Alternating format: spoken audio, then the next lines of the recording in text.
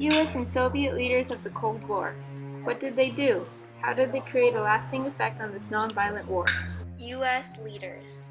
Harry Truman. In Truman's near 8 years of office, he tried to contain the spread of communism as the Cold War grew. Dean Acheson.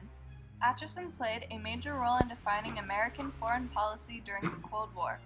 He greatly encouraged America's involvement in the Korean War as Truman's vice president. He counseled John F. Kennedy and Lyndon Johnson on the Cuban Missile Crisis and Vietnam. George Kennan, American diplomat and specialist on the Soviet Union, and the creator of the Long Telegram.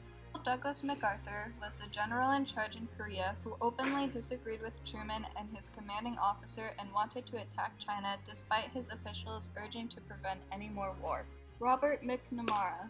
McNamara left his job as president of the Ford Motor Company to work under John F. Kennedy as the Secretary of Defense.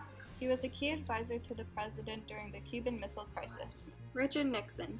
He was an advocate for Vietnamization, which meant he believed that Vietnamese soldiers should replace U.S. soldiers. He also created a credibility gap, the Environmental Protection Agency, SALT I, and a new policy of détente between U.S. and Soviet Union. John F. Kennedy. He prevented communism in the U.S. and assisted countries with communist problems. Soviet leaders. Joseph Stalin, the ruthless dictator of the Soviet Union, killed millions in his quest for global supremacy. Nikita Khrushchev.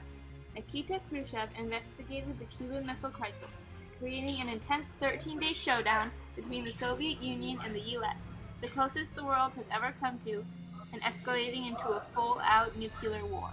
Leonid Brezhnev. He ruled the USSR in a reign second only to Stalin's in length, bringing long-needed stability to a country racked with war and brutality. Yuri Andropov. Yuri Andropov played a critical role in the suppression of the Hungarian uprising, coordinating the invasion of Hungary by Soviet forces that ultimately crushed opposition. Konstantin Chernenko was not the designated successor but seized the opportunity and boycotted 1984 Summer Olympics in Los Angeles. Mikhail Gorbachev became General Secretary of the Communist Party of Soviet Union in March 1985. He revolutionarily changed the USSR's economy, their internal affairs, and their international relations.